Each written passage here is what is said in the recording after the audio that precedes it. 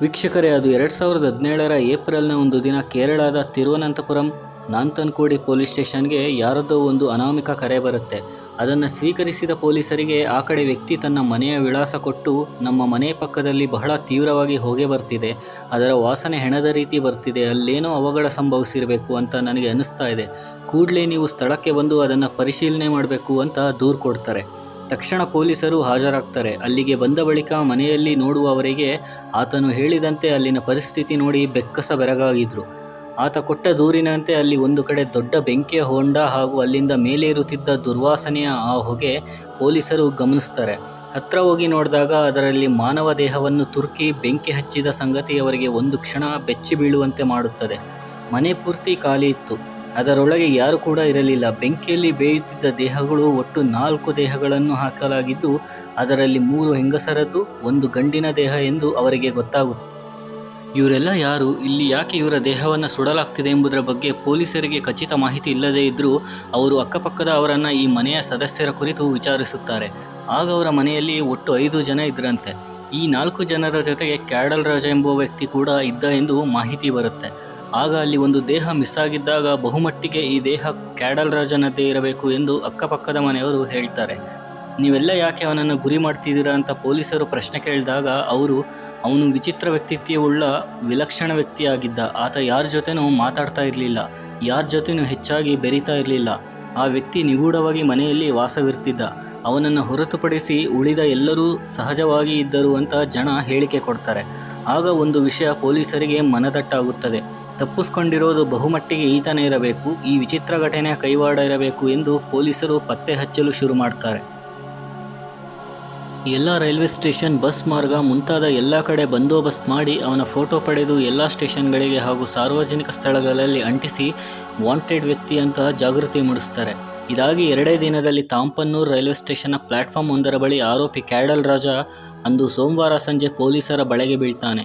ಕಸ್ಟಡಿಗೆ ತೆಗೆದುಕೊಂಡ ಪೊಲೀಸರು ವಿಚಾರಣೆ ಮಾಡೋಕೆ ಶುರು ಮಾಡ್ತಾರೆ. ವಿಚಾರಣೆ ಸಂದರ್ಭದಲ್ಲಿ ಈ ಹತ್ಯೆಗಳಿಗೆ ನಾನೇ ಕಾರಣ ಅಂತ ಕ್ಯಾಡಲ್ ರಾಜ ಒಪ್ಕೊಳ್ತಾನೆ. ಯಾಕೆ ಹೀಗೆ ಮಾಡಿದೆ ಅಂತ ಕೇಳಿದಾಗ ಅವನು ಕೊಟ್ಟ ಕಾರಣಗಳು ಒಂದು ಕ್ಷಣ ಪೊಲೀಸರನ್ನು ದಂಗಾಗಿಸಿದ್ದವು. ಅವನನ್ನು ವಿಚಾರಣೆ ಒಳಪಡಿಸಿದಾಗ ಎಲ್ಲರ ಮನ ಕಲಹುವಂಥ ದಾರುಣ ಕಥೆಯೊಂದು ತೆರೆದುಕೊಳ್ಳುತ್ತಾ ಹೋಗುತ್ತೆ. ಈ ಕ್ಯಾಡಲ್ ಮೊದಲು ನಾನು ಸೈತಾನನ ಆರಾಧಕರು, ಈ ಆರಾಧನೆ ಒಂದು ಭಾಗವಾಗಿ ಮನೆಯವರನ್ನು ಸೈತಾನನ ಸಂತೃಪ್ತಿಗೊಳಿಸುವ ಸಲುವಾಗಿ ನರಬಲಿ ಕೊಟ್ಟೆ ಅಂತ ಹೇಳಿರ್ತಾನೆ. ಕೇರಳದಲ್ಲಿ ಇಂಥ ಮೂಢನಂಬಿಕೆಗಳ ಸಲುವಾಗಿ ನಡೆಯುವ ಹತ್ಯಾಕಾಂಡವೇನೂ ಹೊಸದಲ್ಲ. ಇದು ಕೂಡ ಹಾಗೆ ಇರಬೇಕು ಎಂದುಕೊಂಡು ಪೊಲೀಸರು ಮೊದಲು ಭಾವಿಸ್ತಾರೆ. ಹಾಗೆ ಭಾವಿಸಲು ಇನ್ನೊಂದು ಕಾರಣ ಅಂದರೆ ಈ ಕ್ಯಾಡಲ್ ರಾಜ ಎಂಬ ವಿಲಕ್ಷಣ ವ್ಯಕ್ತಿಯ ನಡೆ. ಆತನಿಗೆ ಆತ ಎಸಗಿದ್ದ ಹತ್ಯೆ ಯಾವುದೇ ಕನಿಷ್ಠ ಪಶ್ಚಾತ್ತಾಪ ಕೂಡ ಇರಲಿಲ್ಲ. ಆತ ಪೊಲೀಸಿನ ಬಂಧನದಲ್ಲಿ ಕೂಡ ವಿಲಕ್ಷಣವಾಗಿ ನಗ್ತಾ ನಿಂತಿದ್ದ. ಇವನ ತಿಕ್ಕಲುತನ ನೋಡಿ ಯಾವುದೋ ಸೈಕೋ ಇರಬೇಕು ಎಂದು ಭಾವಿಸಿ ಅವನ ಮೊದಲ ಹೇಳಿಕೆ ನಿಜ ಅಂತ ನಂಬಲಾಯಿತು. ಆದರೆ ಕ್ರಮೇಣ ಆತ ತನ್ನ ಹೇಳಿಕೆಯನ್ನು ಬದಲಿಸಿದ್ದ. ಈ ಹತ್ಯೆಗೆ ಏನು ಕಾರಣ ಅಂತ ಆತ ವಿವರಣೆ ಕೊಟ್ಟಾಗ ಆತನ ಪರಿಸ್ಥಿತಿಗೆ ಅವನ ಮೇಲೆ ಕೋಪಿಸ್ಕೊಳ್ಬೇಕೋ ಅಥವಾ ಕನಿಕರ ತೋರಬೇಕೋ ಪೊಲೀಸರಿಗೆ ಗೊತ್ತಾಗಲಿಲ್ಲ. ಆತ ಕೊಟ್ಟ ವಿವರಣೆಗಳು ಹಾಗೂ ಕೊಲೆಯ ಕಾರಣಗಳು 2017ರಲ್ಲಿ ಇಡೀ ಕೇರಳ ರಾಜ್ಯವನ್ನೇ ದಿಗ್ಭ್ರಮಗೊಳಿಸಿದ್ದವು. ವೀಕ್ಷಕರೇ, ಈ ಕ್ಯಾಡಲ್ ರಾಜ ಕುಟುಂಬ ಸಾಮಾನ್ಯ ಕುಟುಂಬವೇನೂ ಆಗಿರಲಿಲ್ಲ. ಕೇರಳದ ತಿರುವನಂತಪುರಂನಲ್ಲಿ ಶ್ರೀಮಂತ ಕುಟುಂಬಗಳಲ್ಲಿ ಒಂದು. ಆತನ ತಂದೆ ತಾಯಿ ಸಮಾಜದಲ್ಲಿ ಉನ್ನತ ಸ್ಥಾನ ಇತ್ತು. ಈ ಕ್ಯಾಡಲ್ ರಾಜ ಹಿರಿಯವನು. ತಂದೆ ಕಾಲೇಜ್ ಪ್ರೊಫೆಸರ್ ಆದರೆ ತಾಯಿ ಡಾಕ್ಟರ್ ಆಗಿದ್ದರು. ಇವರು ಮೂಲತಃ ಕ್ರೈಸ್ತ ಮತದವರಾಗಿದ್ದು ಪ್ರತಿ ವಾರ ಚರ್ಚ್ಗೆ ಭೇಟಿ ನೀಡಿ ಪ್ರಾರ್ಥನೆ ಸಲ್ಲಿಸ್ತಿದ್ರು. ಈ ಮೊದಲ ಮಗ ಕ್ಯಾಡಲ್ ರಾಜ ಓದಿನಲ್ಲಿ ತುಸು ಹಿಂದೆ ಉಳಿದಿದ್ದ.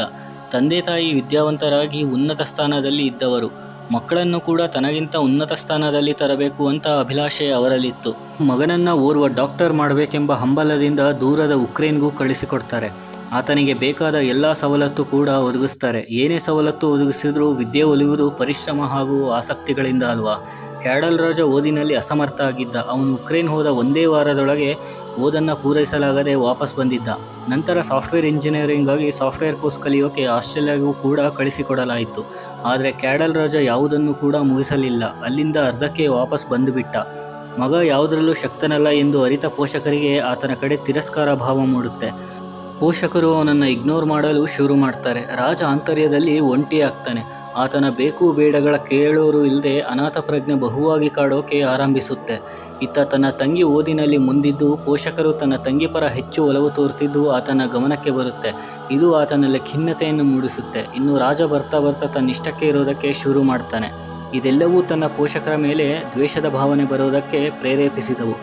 ಆತ ಕೊಟ್ಟ ಹೇಳಿಕೆಯಲ್ಲಿ ಇದೆಲ್ಲವೂ ದಾಖಲಾಗಿದ್ದು ಅಂತಿಮವಾಗಿ ಅವನ ಕೋಪ ಹಾಗೂ ದ್ವೇಷ ತನ್ನ ತಂದೆ ತಾಯಿ ಹಾಗೂ ಬಂಧುಗಳ ಕೊಳೆಗೈಯುವ ನಿರ್ಧಾರ ಮೂಡೇ ಬಿಡ್ತು. 2009ರಿಂದ 2017ರವರೆಗೂ ತನ್ನ ತಂದೆ ಪೋಷಕರ ತಿರಸ್ಕಾರಕ್ಕೆ ಕುಗ್ಗಿ ಹೋಗಿದ್ದ. ಎಲ್ಲರ ಜೊತೆ ಇದ್ದರೂ ಕೂಡ ಇಲ್ಲದಂತಹ ಪರಿಸ್ಥಿತಿ. ಆತನ ನೋವು ನಲಿವುಗಳಿಗೆ ಸ್ಪಂದನೆ ಮಾಡೋಕೆ ಯಾರೂ ಇಲ್ಲದೆ ಇದ್ದಾಗ ಸಹಜವಾಗಿ ಅವನು ಅವ್ರ ಕಡೆ ದ್ವೇಷ ಭಾವನೆ ಬೆಳೆಸ್ಕೊಳ್ಳೋಕೆ ಶುರು ಮಾಡ್ತಾನೆ. ಕ್ಯಾಡಲ್ ರಾಜ ರೂಮ್ನಲ್ಲಿದ್ದ ಕಂಪ್ಯೂಟರ್ ಮೊಬೈಲ್ಗಳೇ ಅವನ ನಿತ್ಯ ಸಂಗಾತಿಗಳಾಗಿದ್ದವು. ಅದಲ್ಲದೆ ಆತನಿಗೆ ವಿಪರೀತ ಆನ್ಲೈನ್ ಗೇಮ್ ಆಡುವ ಹುಚ್ಚು ಇತ್ತು. ಆತ ಆಡ್ತಿದ್ದ ಗೇಮ್ಸ್ ಎಲ್ಲವೂ ಹಿಂಸಾತ್ಮಕವಾಗಿದ್ದವು. ಅವುಗಳಲ್ಲಿ ರಕ್ತಪಾತ, ಕೊಲೆ, ಹಿಂಸೆ ಬರೀ ಇವೇ ಇರ್ತಾ ಇದ್ವು. ಒಟ್ನಲ್ಲಿ ಕ್ಯಾಡಲ್ ರಾಜನಲ್ಲಿ ಬಲವಾಗಿ ಕಿಲ್ಲಿಂಗ್ ಇಂಟಿಮೆಸಿ ರೂಪುಗೊಳ್ಳಲು ಇವೆಲ್ಲವೂ ಕಾರಣವಾಗಿದ್ದವು. ಅಂತಿಮವಾಗಿ ಇವೆಲ್ಲವೂ 2017ರಲ್ಲಿ ಇವನನ್ನು ದುಷ್ಕಾರ್ಯಕ್ಕೆ ರೆಡಿ ಮಾಡಿತ್ತು. ಕ್ಯಾಡಲ್ ರಾಜ ಇವರನ್ನೆಲ್ಲ ಕೊಂದು ಸೈತಾನಕ್ಕೆ ಅರ್ಪಿಸುವ ನಿರ್ಧಾರಕ್ಕೆ ಬಂದಿದ್ದ. 2017ರ ಮಾರ್ಚ್ನಲ್ಲಿ ಫ್ಲಿಪ್ಕಾರ್ಟ್ನಲ್ಲಿ 2 ಹರಿತವಾದ ಕೊಡಲಿಗಳನ್ನು ರಹಸ್ಯವಾಗಿ ಆರ್ಡರ್ ಮಾಡಿದ್ದ. ಏಪ್ರಿಲ್ ಮೊದಲ ವಾರದ ಕೊನೆಯಲ್ಲಿ ಆತನ ರೂಮ್ನಲ್ಲಿ ಕಂಪ್ಯೂಟರ್ ಆನ್ ಮಾಡಿ ವೆಬ್ಸೈಟ್ನ ತೆರೆದು ತಾನೇ ಸೃಷ್ಟಿ ಮಾಡಿದೆ ಅಂತ ತಿಳಿಸೋಕೆ ಮೊದಲು ತನ್ನ ತಾಯಿಯನ್ನು ಕರೀತಾನೆ. ತನ್ನ ತಾಯಿ ಬಂದಾಗ ಇದು ತಾನೇ ತಯಾರಿಸಿದ್ದ ಗೇಮ್, ಇದರಲ್ಲಿ ಸೈತಾನಿಗಾಗಿ ನರಬಲಿ ನೀಡುವ ಪ್ರೋಗ್ರಾಮ್ ಮಾಡಿದ್ದೇನೆ ಅಂತ ತಿಳಿಸ್ತಾನೆ. ಆತನ ತಾಯಿ ಅದೇನು ಅಂತ ನೋಡ್ತಿರುವಾಗಲೇ ಈ ಮೊದಲೇ ರೆಡಿಯಾಗಿ ಇಟ್ಟಿದ್ದ ಕೊಡಲಿಯನ್ನು ಹಿಡಿದು ಆಕೆಯ ಹಿಂದಿನಿಂದ ಬಲವಾಗಿ ಹೊಡೆದು ಉರುಳಿಸ್ತಾನೆ. ತಾಯಿಯ ಜೀವ ಆ ಏಟಿಗೆ ಹಾರಿ ಹೋಗಿತ್ತು. ಪುನಃ ತನ್ನ ರೂಮಿಗೆ ಬಂದ ತನ್ನ ತಂದೆ, ಆಂಟಿ, ತಂಗಿ ಎಲ್ಲರನ್ನೂ ಕೂಡ ಹತ್ಯೆ ಮಾಡ್ತಾನೆ. ನಂತರ ಬೆಂಕಿಯ ಹೊಂಡವನ್ನು ರಚಿಸಿ ಎಲ್ಲರ ದೇಹ ಸುಟ್ಟು ಮನೆ ಬಿಟ್ಟು ಹೊರಟೆ ಅಂತ ಹೇಳಿಕೆ ನೀಡ್ತಾನೆ. ವೀಕ್ಷಕರೇ, ಮನೆಯವರು ಜಾಣರು ಆದ ಮಾತ್ರಕ್ಕೆ ಮಕ್ಕಳು ಕೂಡ ಜಾಣರು ಆಗಬೇಕು ಅನ್ನೋದು ಎಷ್ಟು ಸರಿ? ತಿರಸ್ಕಾರದಿಂದ ನೋಡಿದರೆ ಎಂತಹ ಅಚಾತುರ್ಯಕ್ಕೆ ಹಾದಿ ಮಾಡಿಕೊಡುತ್ತೆ ಎಂಬುದಕ್ಕೆ ಈ ಒಂದು ದುರ್ಘಟನೆಯಿಂದ ನಾವು ತಿಳಿಯಬೇಕಾದದ್ದು ಅವಶ್ಯಕ ಅಂತ ಹೇಳ್ತಾ ಈ ಒಂದು ವಿಡಿಯೋನ ಇಲ್ಲಿಗೆ ಮುಗಿಸೋಣ. ಧನ್ಯವಾದ.